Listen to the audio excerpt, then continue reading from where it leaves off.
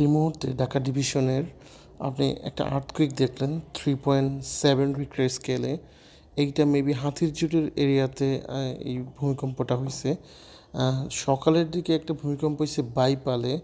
তো বুঝতে পারতেছেন এটা ডিস্টেন্স হচ্ছে 8 মাইলস অ্যান্ড ডেপথ ছিল 6.2 মাইলস।